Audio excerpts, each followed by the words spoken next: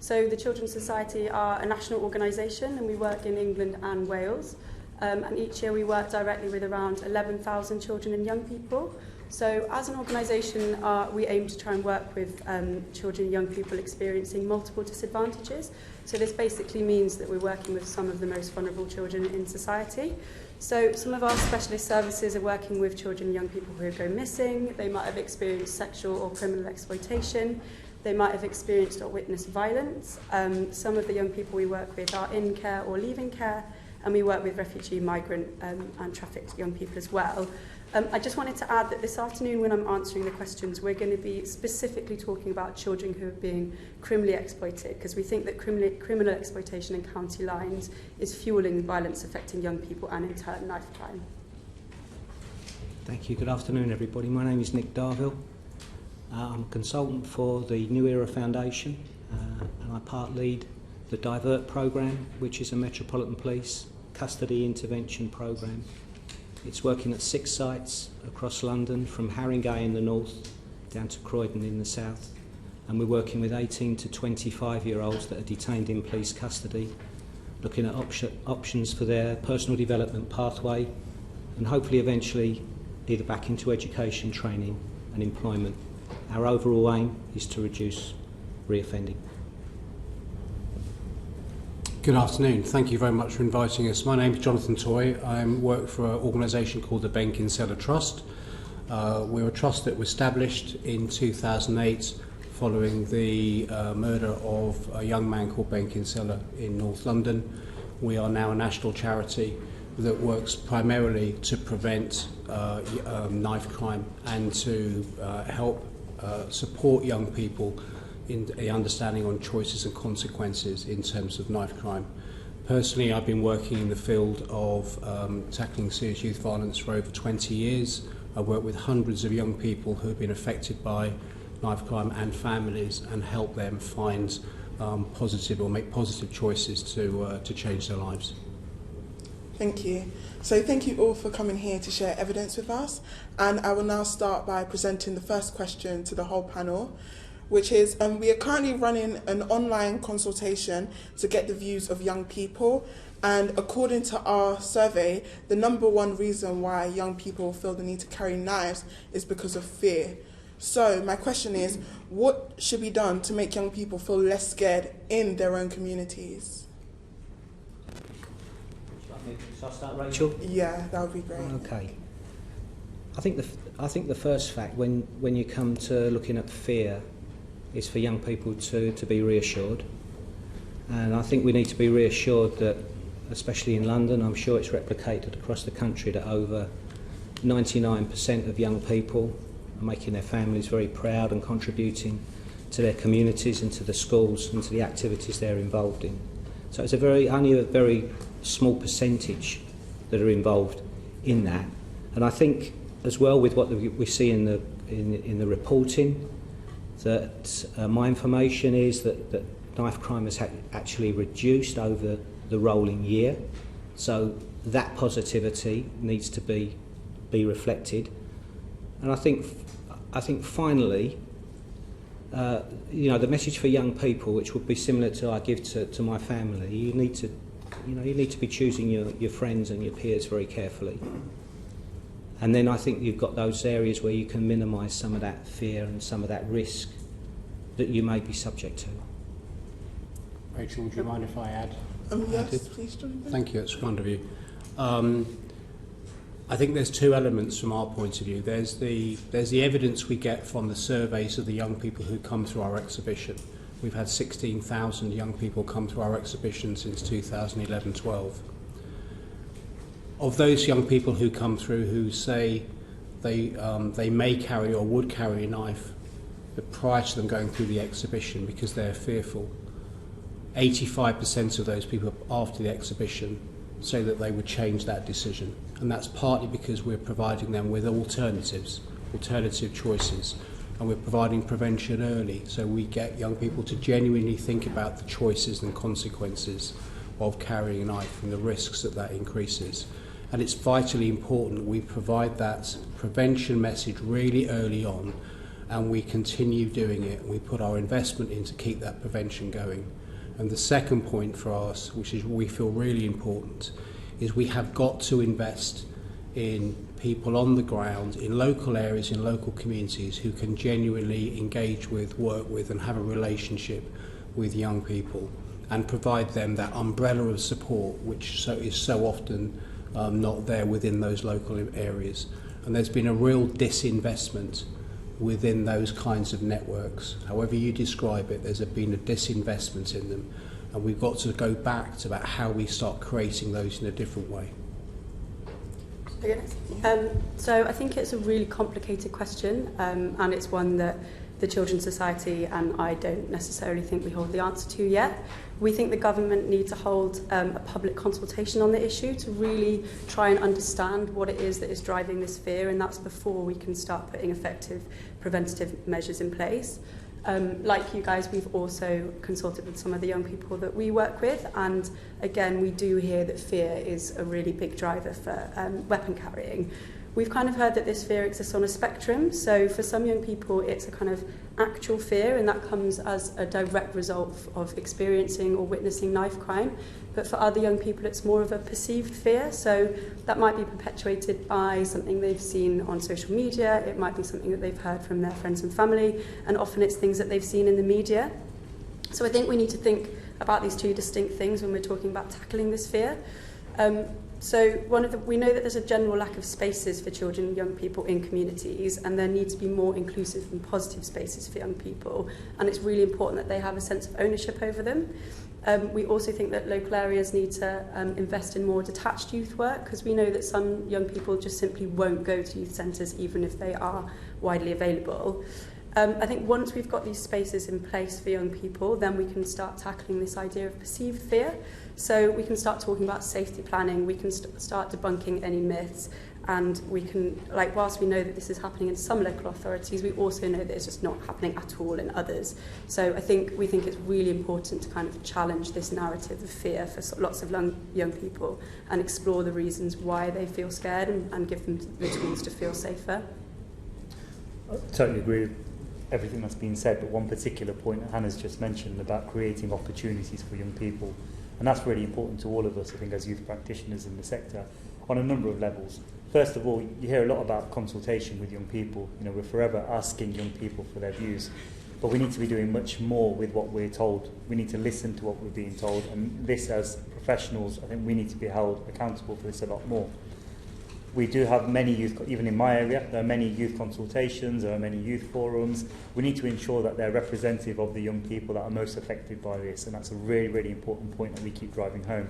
So to hear of your work and your consultation, you know, we were really delighted to hear about that, because it is absolutely credible, and that's what's important. But what's important is what happens next, what we do with that information that young people are sharing with us.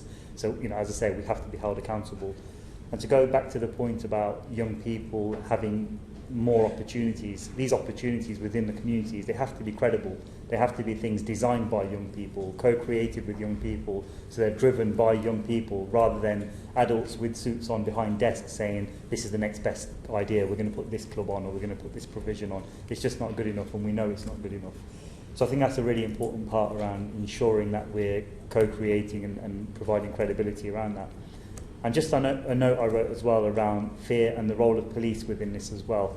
So unfortunately a few weeks ago we had quite a severe incident, I'll say, at one of our programmes. When we spoke to the hundreds of young people that were around at the time, the vast majority would say, no, we don't need police around our programmes, it's cool, we don't want that. But then when you start to have one-to-one conversations and smaller group conversations, we have to recognise that many young people are experiencing fear but not able to express that in a way of I'm scared. So we have to work very closely with the police as well about their role around, I think it's practical and appropriate policing, in particular in inner city communities where there are youth groups, youth clubs, programmes going on, that the police understand their role within that and start to change that in certain areas around their responsibilities whilst they're on the ground with young people, because that will help the fear factor. So there's a lot to be done there, and there's I think there's a lot of education there, and young people will educate the police on matters like that. Thank you. So if we move on to the second question, which Hishna should be asking? Do differences in young people's lives, such as geographic location, education, mental health or socio-economic status impact the risk of young people getting involved in knife crime? I'm happy to start. So I think we would definitely agree with the list of things that you've just mentioned, but I think we need to be really careful to acknowledge that we don't believe that these are necessarily causal factors and that they should be seen as vulnerabilities and also treated this way. So I had a conversation with some of our analysts that work in London, Birmingham and Manchester, and they focus on disrupting child criminal exploitation, and they kind of identified some other vulnerabilities that are quite often missed, so I thought it would be useful to share them with you. So age was quite a strong factor, and that might be for older teenagers but also for younger primary school age children as well. Loneliness was a really big factor, so kind of social isolation no matter where you live in the country.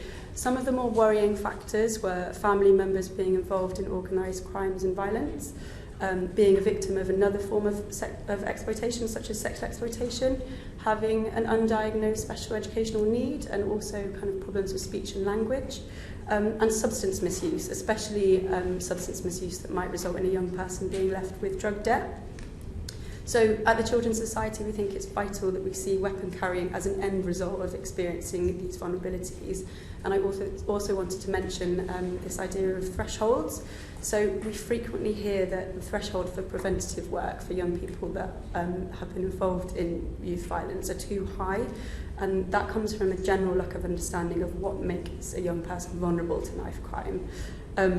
So we frequently see older teenagers who are showing multiple vulnerabilities just not being offered the support that they need because people aren't necessarily recognising it, but also there aren't necessarily the services to refer them into. So we think there are lots of things that can be done to tackle this, but one of them is to offer mandatory training to all people who have a safeguarding responsibility for children to give them a better idea of these factors that make a young person more vulnerable. And we think that this will kind of help with referrals into preventative services. Yes, Jonathan? Thank you. We would agree that the elements that you pointed are causal factors, and that the research that's been carried out, not only by the work that we have done, but other organisations, indicate there are 5 principal causal factors. The issues in terms of trauma and often polytraumatic experiences is absolutely key. The issues in terms of status, reputation, maintaining that status at all cost is a really big issue. The socio-economic and environmental factors, and there's also, to add into it, which I think you didn't mention in the points you made, one around identity and young people exploring their identity and finding their place within their community, their society. It's well-researched evidence, whether you look at the work of the Early Intervention Foundation or other organisations or the work by some of the academical research, but actually it's also borne out by case studies. So again, I mentioned earlier about the number of young people I've worked with. We've done very detailed case studies analysing their background, where they came from, the different journeys that they had, and these are all very common factors. I looked at a case of 45 young people who were caught up in serious violence. 42 of them, of those 45, had underlying trauma from early childhood. You look at the scoring on ACEs, you find a similar work. You look at the work that the Croydon Vulnerable Adolescent Review has just done on 60 young people, you'll find exactly the same underlying causes. So yes, they are very much common features. The issue is how you design your early intervention and preventative work in order to start tackling those before those young people get to the point of crisis. And we are not investing enough money at that early prevention element to start tackling that. Yes, Rashid? Just want to pick up on your point around geography in terms of a physical location that a young person grows up in. We recently ran quite a large consultation with young people and asked them about their thoughts and feelings about their sense of place. How do they feel connected to where they're growing up, what the issues are within their areas? And quite often, the whole driver around poverty and how an area looks was a key part of how young people felt that they were expected to behave. I'll give you an example that a young person spoke quite openly about. He said, when I go home and there's dishes in my sink and the kitchen's a mess, I'll add more mess to that kitchen. I don't need to wash the dishes because it's already a mess. And it kind of got us thinking a little bit, is that how we expect young people to treat the areas in which they're growing up in? If there isn't investment in a physical area where a young person is growing up in, if complex characters are coming into an inner city area which aren't from the communities that the young people live in the first place, the young people are inheriting these issues.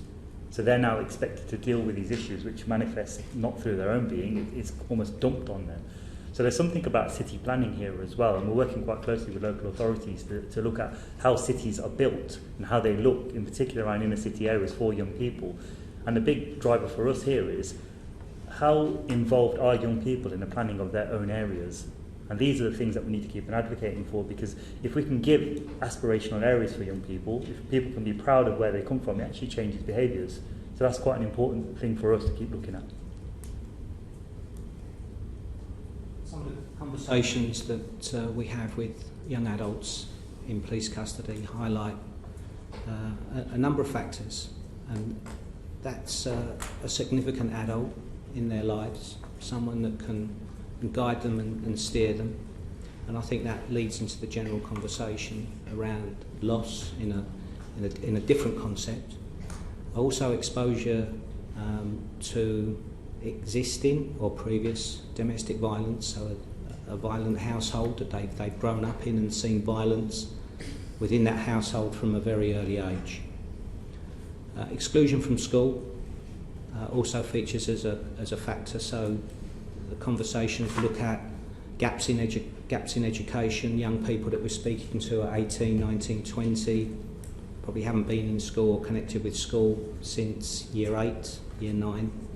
So there's that catching up process part to do in their education, to look at qualifications further down the line. And then that general exposure to violence, what they see on the streets, what they see on social media, all fueling just on a number of factors and the commonality of some of those conversations that we hold with young people that are detained in police custody while we're trying to get a picture of where they are at that particular moment.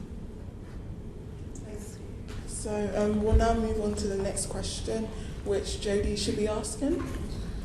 Some of the organisations giving evidence to the inquiry have said they are worried that the short-term, more intensive nature of the interventions, which will be funded by the Youth Intervention Fund, will mean that it will go to a smaller group of young people rather than contributing to a long-term change. Do you share this concern?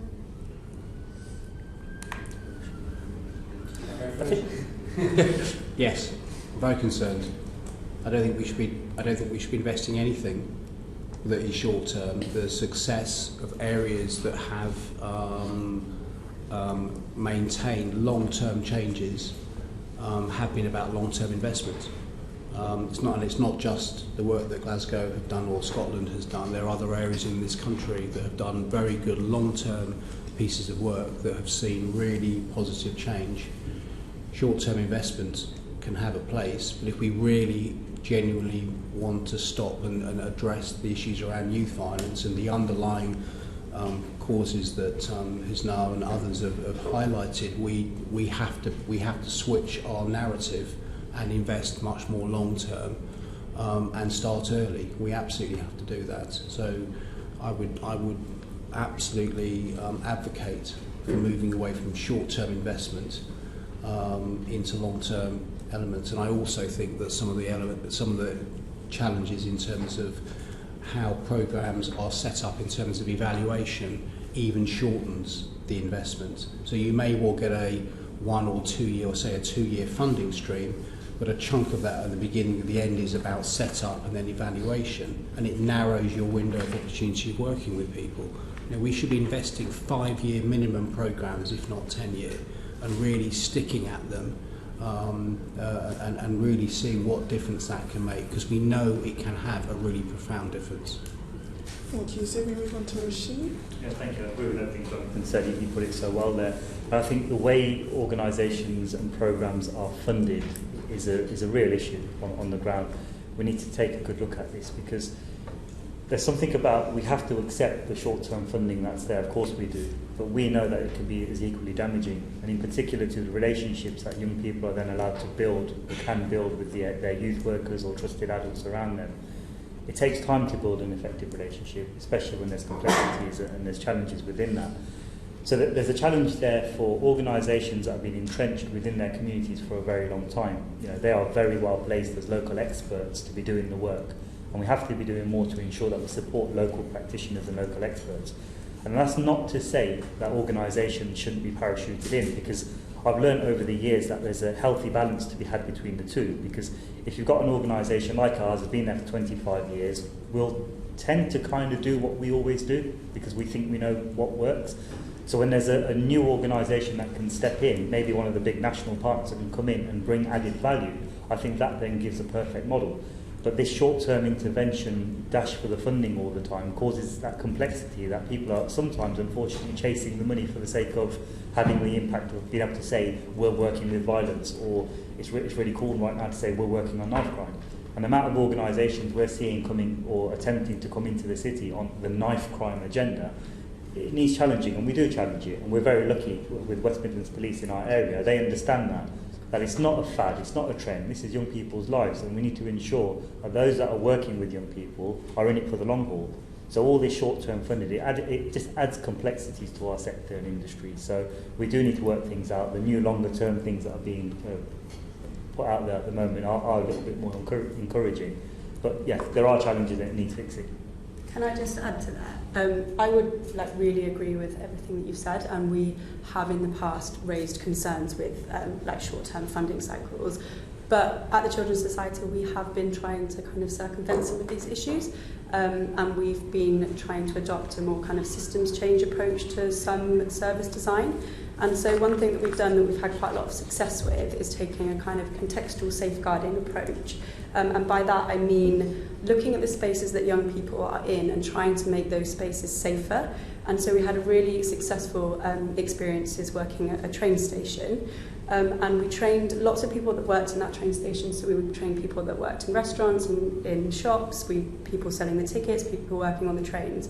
And we trained them to spot the signs of criminal exploitation, and we also empowered them to know how to report it. And whilst I completely agree that short-term, there are lots of problems with short-term funding, I think that this was for us a really good example of where we can see quite quick and positive changes. Thank you. So we will now move on to the next question, which James will ask. My question is for the Darwin. Your website states that Divert aims to address a gap in statutory provision for young adults. What exactly is this gap, and how do you address it in your work? So a lot of the young adults that come into police custody are transitioning into adulthood, because everybody is that we speak to and work with is above the age of 18. Some of them as well are already parents and going to become parents, and I think as well when you're looking at just coming into adulthood, things change for you. Some of those young people have been in an environment around a youth offending team if they've had previous offending history, and some of the provision that they are able to get while they are under 18 isn't so easy to get when they come into adulthood. Some of those issues are around housing, around benefit claims that our custody intervention coaches are able to guide them with. And I think generally, and I think there's a sort of common theme around the conversation from the board today, is about getting some really effective guidance as well. And many we find don't have that opportunity for someone to turn to, maybe a family member, an older brother, to turn to and get some support and guidance of which way to go. And how about just starting the first steps maybe of applying for a job, and how to do that. And the thing that we're able to do is give young adults our time and our genuine interest as well. So we're in a fortunate position, and that we can give them as much time that is needed. So the higher the risk that someone presents, the more time and interest that we're able to invest into those young people.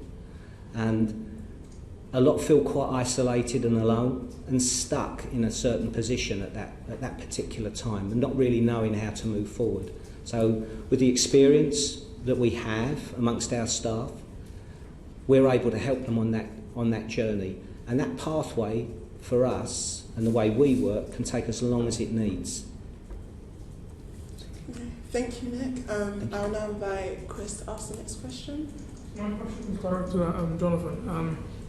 So could you tell us a bit more about the knife crime prevention workshops run by the Ben Sincella Trust, and could this type of program be rolled out into schools on a much larger scale? Thanks, Chris. So the workshops that we run are primarily aimed for young people in Year 6 through to Year 10, Year 11. That's the area we tend to focus on. We have 2 fixed exhibition sites, one in Islington and one in now recently opened in Nottingham. And the exhibition is a series of rooms that we take young people through. It's very interactive, and we use the story of Ben. So Ben Kinsella was a young man, just finished his GCSEs, and he went out on a night to celebrate with his friends. He was a young man who was an ambassador for his school, very talented artist and graphic designer. And there was an altercation at a party which Ben was not involved in. And what happened is when he came out with his friends, another group came out and they chased him. Ben was caught and was stabbed 11 times in 5 seconds and lost his life. And we use a series of things that Ben put together through the rooms, through the exhibition rooms. And we talk to young people about the things that the family want to know, or the aspirations of Ben. So there were 2 pieces of writing that Ben did. He lost his life in about July of 2008. Just before that incident, 6 weeks before or so, he'd written a letter to Gordon Brown, the then Prime Minister, saying more needs to be done to tackle knife crime. And we talked to young people about that letter. He also wrote a piece 6 months before that, which described him losing his life to knife crime. Very profound. And we talked to young people about those sentiments. We talked to young people about learning. We show family pictures. We've got a gallery which shows Ben's life and talks about the positive things he's trying to do. Then we have a cinema room where members of his family, Brooke Kinsella, his mum and his dad and his sisters, talk about Ben, what happened on that night and how it's left them feeling. Then we take them into a causes and consequences room, and we talked about the impacts of knife crime. What would happen if you were stabbed? Do you understand the law? What do you understand joint enterprise? And there's a final room which I won't describe, which finishes off the exhibition. And the idea is a whole interactive journey that we take young people through. And as I said before, we survey every young people that come through, and the feedback we have, it makes a profound difference in their thought process, in the choices that they make. To answer your question, Chris, about whether this could roll out further, 100%. We would love to see a Ben Kinsella exhibition or a choices and consequences exhibition in every single violence reduction unit area across the country. The more we can do to educate young people and support them in the choices they make, the better chance we have of tackling this. So thank you for your question. Thank you, Jonathan. So now I'd like to invite Charlie to ask the next question. My question is for Rashid. Why are community schemes such as the ones you run at Positive Youth Foundation important for young people? It's a really important question. I think for me, community-based provision is the very cornerstone and the foundation for young people to feel safe, to feel included, and really to feel motivated within their own communities. It's so important, I think, that we protect our community provision across the country. For us to provide a safe space is a really important part of our community programme, because no matter what's going on in a young person's life, we feel that by having access to positive role models and by having access to adults who can help genuinely listen, care, help them with whatever pathway they need to be going on is really important. Because the advantage of a community-based programme is that it's non-stigmatised. whereas many provisions that we have to put on almost through statutory services are referral based. So a young person may be told, you've been asked to go here for your appointment with the Youth Offending Service, or through the police you've had to be referred. So by having really effective community services, you can still have all of those routes. Police have a referral point, the Youth Offending Service have somewhere where a young person may need support. Social care colleagues and social workers can have somewhere where there's a touch point with a young person, but it's completely destigmatised. We're not putting labels on young people to say you are here because. It's literally an open door for young people to walk through and explore what they want from life. And I think that's why it's really important to run those things. And for us, going back to the fear factor that we talked about earlier, in our experience and what young people share with us, the only way now that they're really meeting diverse groups of young people, especially from outside the area or not from their school, is by going to youth clubs, is by going to the sports programme or the music programme, whatever it looks like, but they're meeting young people that they would never normally have met. And when I say that, it's not through social media, it's actual face-to-face meetings and interactions, which is really important for what young people tell us. So that's why it's really important to us. And also, long-standing community provision is really important as well, because it goes beyond funding. So quite often, short-term interventions that are funding-led, they disappear because the funding went. But many of the community provisions that you see across the UK, they've been there for a very, very long time, because they almost become the bread and butter of the organisations that run them. It's where they meet young people, it's where most of the business happens. So they ensure that becomes their priority, really, to ensure that continues to happen. And more than anything for us, community provision is easy to access for young people.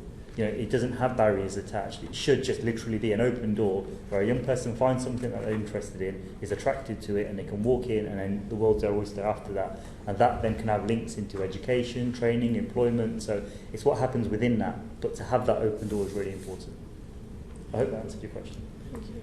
Thank you, Rashid. Now I'll ask Bailey Lee to ask the next question. Hey, this question is directed to you, Hannah, so you're not missing out here. So in your evidence, you said that the government must recognise that a child carrying a knife is a child protection issue, and that it should trigger a safeguarding response. Could you tell us a bit more about that and the Children's Society stance on that? Yes, so we would always advocate for a child-centred approach to addressing knife crime. So what we actually mean by this is, as soon as a child presents as vulnerable or maybe having multiple vulnerabilities, we need to put a plan in place to support them, and this plan needs to take a wraparound approach, and it should address their welfare and well-being needs, and perhaps look at some of the criminal justice needs as well. But this support needs to be put in place in all the areas of the child's life that they might need them. So we know it's a really complicated issue, and often the young people that we work with present as victims and as perpetrators, and it's vital that this is recognised and that they're treated as both. So we want statutory services to recognise these young people who've been exploited, not to have made a choice, but to be victims and to be the victims of grooming. We really believe that they've been groomed and coerced in the same way as we've seen for young people who've been groomed into sexual exploitation. So there are, of course, some really good pockets of practice out there, but in our direct work dealing with young people who've been criminally exploited into knife crime, we find that the responses too often takes a punitive approach, and is often led by the police and by youth offending teams. So we really believe in a more multi-agency approach, and that's really needed, and it needs to really kind of intervene at a really early stage in a young person's life. So today we've actually published a report called Counting Lives, and within that we've shown that there's been a year-on-year increase in the number of 10 to 17-year-olds who are being arrested for possession with intent to supply of Class A drugs. And we just think that this increase really shouldn't be happening. We should be, getting to these young people before this crisis has taken place. We should be giving them support at an early stage. We can do this. We can break this cycle of exploitation by recognising these symptoms earlier. So all too often we hear that young people are talked about in multi-agency meetings only after a serious event has been taken place and after they've been arrested, but we think it really has to start happening before. We think one of the reasons this is continually happening is because we're taking a child protection view in our safeguarding, and so we're just looking at what's happening within a child's home. And we believe that so many of these kind of drivers of youth violence are happening in an extra-familial setting, and we really need to look to that. So already the Department for Education have recognised this, and this is reflected in their most recent Working Together guidance. But we think that at the moment this just isn't aligned with the serious violence strategy, and that before we can start actually tackling the issue, these two documents need to kind of talk to each other and be aligned. Thank you. Thank you, Hannah. So the next question. Yes, so my question is initially for you, Hannah. In your evidence, you also said that there needs to be a more coherent national structure and strategy to support effective interventions. For example, you say that what makes someone vulnerable can be different in different local areas, and the best time to intervene in a young person's life to prevent crime may also vary. What kind of structure and strategy would help organisations like yours to work more effectively within circumstances which may be different from area to area? Okay, so we see knife crime as the end result of criminal exploitation, as I mentioned in my introduction, and currently there's no legally binding definition of child criminal exploitation. There's also no guidance for local authorities on how to tackle the issue in their local areas. So again, talking about the research we published today, we found that out of 141 local authorities, only 50 local authorities had an actual kind of protocol in place on how to tackle child criminal exploitation in their neighbourhoods. So this leads to really varied practice from place to place and a misunderstanding of actually what constitutes exploitation amongst different agencies. So one of our services that I think I've already mentioned, which is called Disrupting Exploitation, which is running across London, Greater Manchester and the East Midlands, that is really working to support young people who have been exploited. And one of the things we've learned through this is that there really is varied practice across local areas. So some areas are kind of implementing preventative work with children at the age of 8, whereas other that might not start until crisis is reached at the age of 16. And these problems really seem to have derived from different definitions of vulnerability and understanding of risk factors. So another example that I think is quite a good one is in one local area that we work, a child having a sibling involved in who's been criminally exploited is seen as a red flag, and you would automatically get offered preventative work as that young person, but in another area that's just not seen as a warning at all, and so that no preventative work would be done with the young person. So we really think the government need to amend the Modern Slavery Act to include a definition of child criminal exploitation, and we also think that new safeguarding partnerships that are going to replace their LSCBs need to take an assessment of how many children and young people are at risk of exploitation in their areas, and after that they need to put strategies and plans in place with how they're going to tackle that. If I could ask what the rest of the panel thinks. I would support Hannah's comment about consistency, definitely. I think we found this within a number of areas, the consistency of the response, the consistency of the understanding is just not there. So I think anything that can bring that level of consistency would absolutely be welcome, definitely. So I will now ask you to present the next question to the panel. For the whole panel. We've heard evidence that in a cost per outcome culture, organisations may not be able to offer prevention to the hardest to reach and often highest risk young people. Do you agree that this is the case? I don't mind kicking off. I'm happy to start with that one.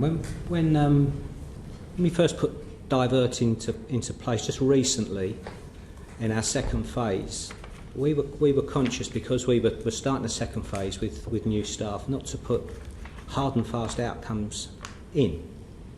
And the reason for that is because we had faith in the quality of our programme, and the outcomes would be a consequence of that, and that's proved to be correct. So I think with the work that we're all involved in, that dealing with quality and not quantity is going to be our key factor in moving forward. And yes, there's always going to be the conversation that arises because we're given public money coming in from charities and foundations, and that has to be fully justified in how that's spent.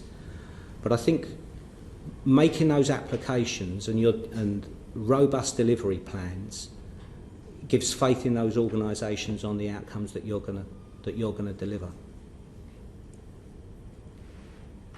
Yes, Jonathan?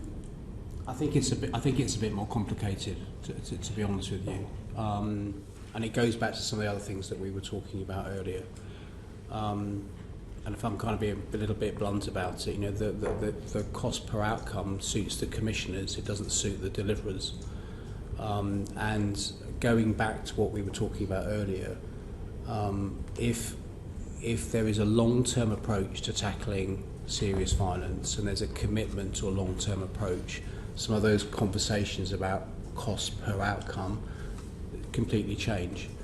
So if you talk to Niven or Karen from the Scottish Violence Reduction Unit, I know Niven, you're talking to him later today, they will talk about actually just starting from the real basics of what do we need to fix and how do we actually go out there in a long term and how do we keep doing it to fix it. They weren't basing it on cost per outcomes or anything of that nature. They were much more looking at it about how do we genuinely start to tackle some of the underlying issues. Who do we need to get on board? And I think there is something about leadership in this. And leadership actually in saying, let's just really take a much longer term approach. Let's think about the underlying causes that was talked about earlier and how do we start unpicking those without starting to apply different kind of funding issues. And as organisations, that's where we have struggled because the long-term approach and the money that goes on with the long-term approach just has not been consistent. And so that, for me, that would still be the burning issue. We haven't got loads more to add, but I would just say, just bringing it back to the young person, what we tend to find when we're working with really vulnerable young people is that actually what works best when we're kind of trying to set targets is letting them be the leaders in that, and so allowing them to say what they want their goals to be, where they want to be in this time, and so that doesn't necessarily fit within this kind of cost per outcome culture. That's exactly my point. I mean, Nick said some really important words around quality over quantity, and that's really important for us around a young person-centred approach. And for us, I think, to relay to our funders or commissioners or wherever they may be, that they should have confidence and trust in the organisations that are delivering this work, because we are closest to the young people, and it's the young people that are speaking to the commissioners in many cases via us as organisations. So that's a really important factor to kind of build into these longer term models. Thank you. So for the next question, I'll invite Theo to ask that. So moving away from costing and more to the approach, which has been discussed quite a lot, but what is your opinions on treating knife crime as a public health approach? And that's to the whole panel, sorry. I don't mind starting. So we believe that taking a public health approach really is a step in the right direction. It encourages, through its three-tiered approach, different types of prevention and intervention, and it also encourages multi-agency responsibility, which we think, if done in the right way, we're really supportive of. But we're really clear that any distribution of responsibility must be followed by a distribution of funding and distribution of training if it's to work effectively. So currently the government is consulting on a legal duty to support multi-agency action, and this has been branded as a public health approach. But as we've stated, we don't necessarily think that without appropriate funding and appropriate training, this is going to work effectively.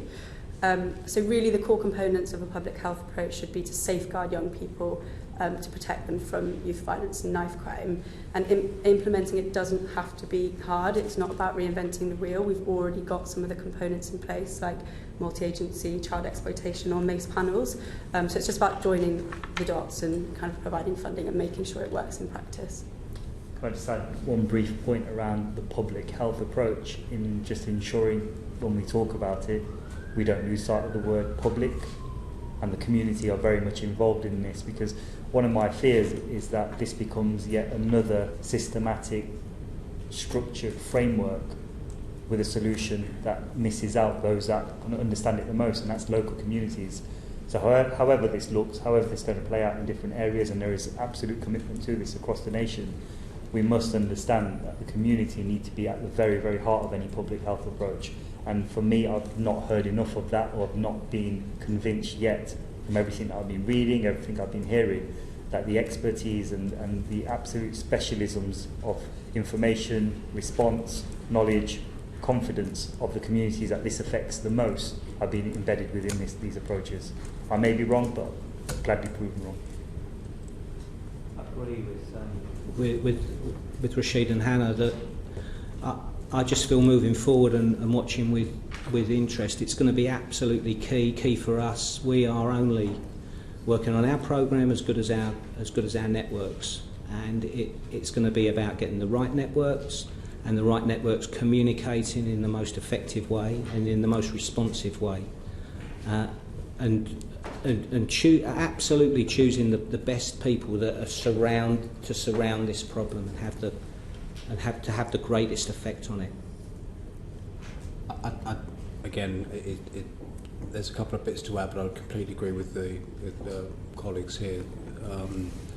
The whole idea of a public health approach is a long-term approach to tackling violence. It's about defining the problem. It's about working with different organisations to identify how you can intervene early and prevent violence spreading. That's the whole basis of what we're trying to do. Right at the heart of it is involving community and getting the community involved in terms of the delivery of what's going on. And the idea of consulting and making it a public duty, it should be our duty.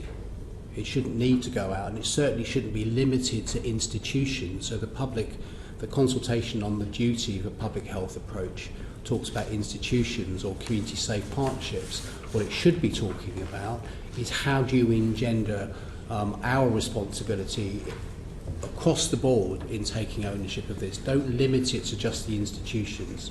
It negates the issue. And as Rashid was saying earlier, if we can have a public health duty, why don't we have a duty to involve young people? Every single piece of policy around a public health approach to tackling violence should be with the involvement of young people in designing it. It's not just designing what the policies look like, but designing the delivery. Where's the public duty to involve young people that should sit alongside it? Because if you don't do that, we'll still be talking about the same issues in 2, 3, 5 years' time. Thank you. So, do you want to ask the second question? I feel like that was followed up, so that's okay. Okay. So, moving on to the next question, which will be asked by Susie. We heard some evidence stating that the government's serious violence strategy does not include practical plans for engagement or long-term service delivery with the youth or community sectors. Do you agree with this criticism?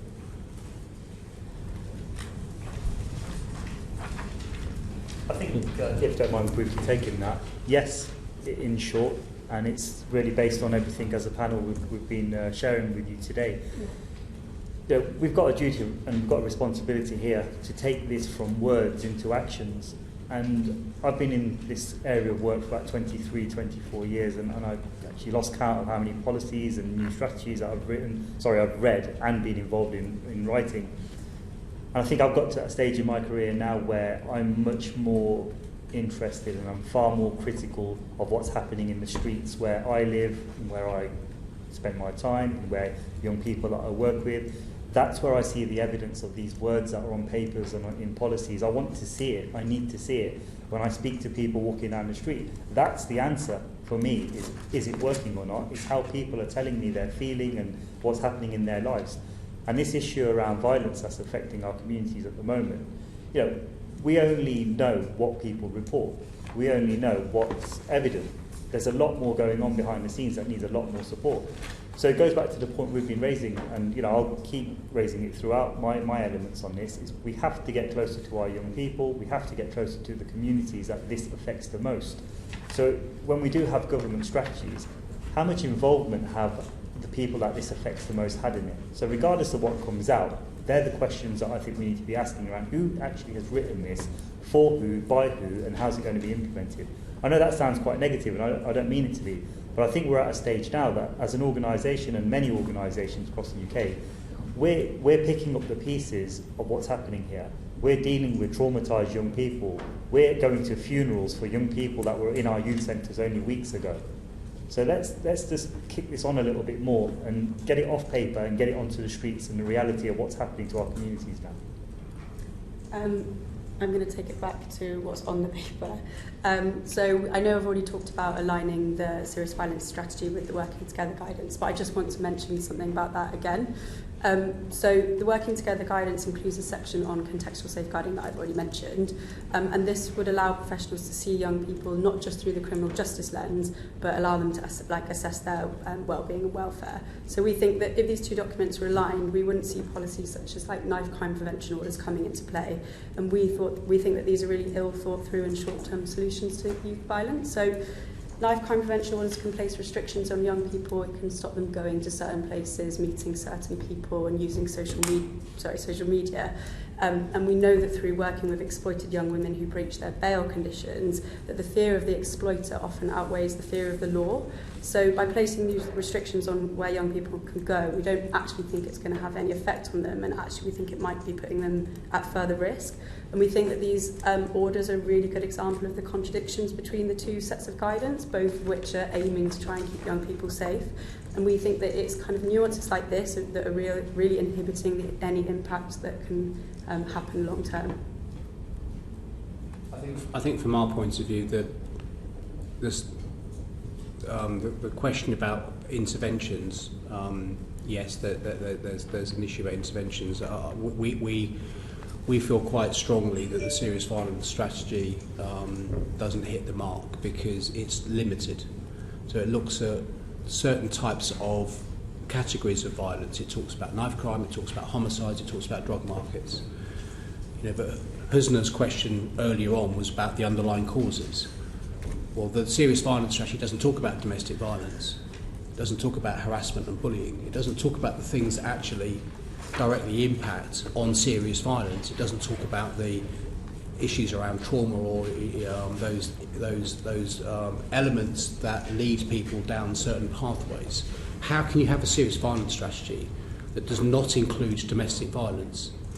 It does not make any sense. So this is about joint up public health approach, long-term approach, looking at the underlying causes, serious violence strategy that limits it to 3 particular areas.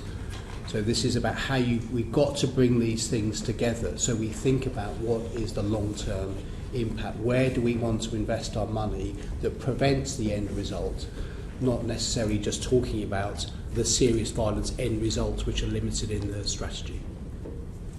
Yeah, actually, we were fortunate to feature in the serious violence strategy, and some of our most successful interventions have been working with some of our young people on a long-term basis. Some of those conversations that once took place in a police cell, where a young adult, by virtue of the offence they have committed or were convicted for, they've actually gone to and served a custodial sentence. And such was the impact of that conversation that they've kept the details of the Divert custody intervention coach for their custodial period and contacted them afterwards. So that was 9 months down the line. And I think it just shows that the common theme around long term and that the successes of that intervention is very difficult to put an actual timeline. The young people, as I say, have been working with us for the duration of the actual programme, and I think that just typifies the need that many young people have. And every young person that comes through the programmes, I'm sure that's borne out with everybody that's on the panel, it comes with their own particular story, and there's a story of events. So every intervention, although there's commonality within that, the ability to have a bespoke intervention to deliver to that young person is the absolute key. And I think when you're in that fortunate position to be able to do that, that's a measure of real success and effective intervention. Thank you. So if we move on to the next question, which is no present. We've heard a lot of evidence about the importance for young people of having real relatable role models to help them stay away from a life of crime and to positively inspire them. Do you think this is important? And if so, how could those people be encouraged to take an active role in mentoring and being a role model for young people? I'm happy to start with that one. I think it's absolutely the heart of what we should be focusing on. How do we do it? We go out and we work right at a grassroots level with the organisations on the ground or with people who live within areas affected by serious violence, knife crime, etc. And we identify those people who've got influence. Now, and I can speak from this from personal experience because that's what we've been doing for many years, going out and having those conversations with people on the ground who can actually start having those influences, positive influences within those areas. And we work with them and we develop them and we train them and we provide them with career opportunities beyond just the work of being those negotiators on the ground. They are there. We need to do more to go out and identify them and invest in them and find those career pathways. And the moment we start creating that journey and those pathways, other people will then see those opportunities will come through. It's a proven process, and it's not all about buildings or facilities or about youth clubs or whatever else. It's investing in the very people who are on the ground. And again, lots of areas have done it. Scotland spent a long time investing, they call them interrupters within their area. Other areas have called them navigators. Community people absolutely go and identify them. And we have to think about what is a much more consistent national programme which would help do that. Yeah, I think the power of role models is essential. You know, we have to utilise that. I think as human beings, regardless of your age, we all have role models. I think for young people it's more important than ever. Just some practical examples of kind of what we've been able to support in our area. So over the last 20-something years, we've worked really hard to support young people into leadership roles. And that's been the backbone of the organisation. And that's what I was saying earlier, it's not always about funding. If you can leave behaviours, morals, values with young people as they grow older, they become the role models for those in their communities. So when young people from, it might be in the city area, see young people going off to uni or get apprenticeships or traineeships or get a job wherever it may be, they are the role models, they are. But we're doing a lot more with that locally to ensure that the future of our communities is led by certain people. I mean, Husna's here today, and I'm sure you won't mind me saying, the West Midlands Police Crime Commissioner, in partnership with West Midlands Police, tasked us to establish a Youth Commissioners programme right across the region. So 7 local authority areas who each had 2 youth commissioners identified. So they went through an election process, and it was a democratic process, so their peers voted them in. And what we found was really powerful about that is that the young people that were voted onto the youth commission posts had absolute credibility within their communities. You know, they spoke for the young people. The young people in the areas felt represented. And that's the danger sometimes, you know, especially, and this isn't a criticism of local authorities, but we've worked with authorities before that have youth councils, but they've not always been represented, especially in agendas and arenas like this, where it's about what happens on the streets around violence and safety. So it's really important that role models are identified, supported, and then we as the kind of adults, unfortunately we've kind of still got that role, do as much as we can to promote them and push them into all the opportunities that we can. So, you know, you guys here today, absolute role models in your communities, so we need to celebrate that and ensure that, you know, others can aspire to be in your roles. But with yourselves now, even us as practitioners, we're merely kind of custodians of these seats. You know, it's up to you guys and the ambassadors that we've got back in Coventry and across the West Midlands to then open the doors for the next generation to come through. So we've got to provide that platform. And just finally, a new programme we've started in particular around the kind of this what we're talking about today around the violence affecting young people. In the Coventry area, in partnership with the police, we'll be hosting 110 youth ambassadors in the area. So that's a programme over the next 9 months, and in addition to that, 120 adult volunteer mentors will be trained up as well. And these mentors are coming in at a fairly steady rate, and they're coming from all walks of life. Professionals, those at uni, those that kind of just doing their own thing at the moment. So it's really important that we don't put ourselves into a defined mode of what a role model is. Young people will always find their own role models, and it's just up to us to support that process and not dictate who that might be. Just to add on to that, I completely agree with everything that you say, but I think there's also what came through our evidence is the importance of peers being each other's role model. I know you kind of touched on that already, but it doesn't have to always be kind of someone older in the community, and it's really about letting young people decide who their role models are and kind of setting goals and aspirations with them. And a really lovely example that I heard from one of our practitioners in Birmingham was him working with a young person who found out that he was really good at art and he really enjoyed creativity, but he didn't want to sit in the youth centre and do painting like some of the other young people. And together they sat together and they started designing trainers, and that had a really, really positive impact on that young person. And the kind of take-home message for that was just letting young people being kind of, as you say, the custodians of their own kind of journeys and using role models to support that. I think the role models and volunteers that we have on the Divert programme, or the heartbeat of the programme, it is about people and about the work that we do and the engagement that we have with people. And we have to put that training in, very intensive training for the environment we work in, the investment and the value that we show to those people that are doing the work for us. And I think there's one key thing I've always thought, working with, especially with young people and young adults, around consistency and around continuity. So the young people that are meeting their custody intervention coaches, that first engagement which takes place in police custody, there's really great importance put on that as that work follows through and that intervention follows through, that they see that same person. And that goes on to the conversation we've been having for the last hour around building those trusted relationships and long-term networks. Thank you. So just as a follow-up question, do you feel as though there is a role to play for people having lived experience, so say they've been involved in crime before, in terms of being a role model for other young people within the community?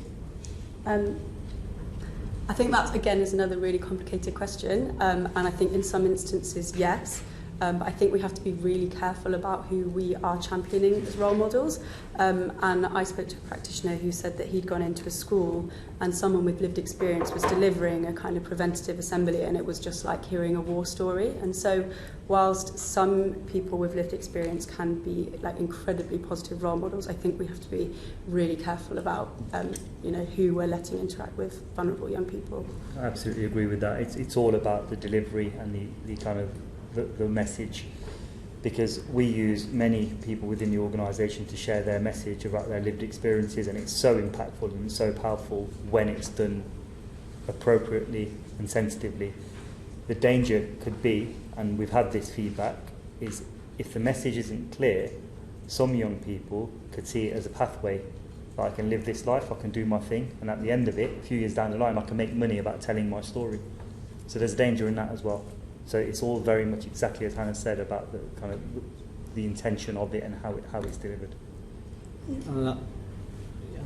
As I say, I concur, and if there definitely is a place, but I think it's about the right people with the right messaging.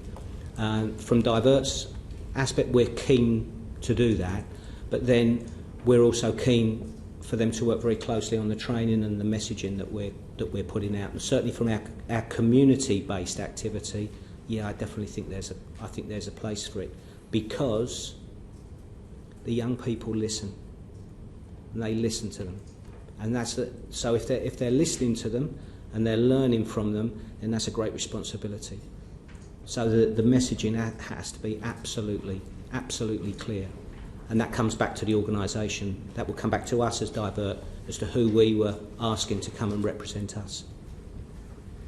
I think, again, I would concur. I think there's an authenticity within people, and the young people you work with will know whether you're authentic or not.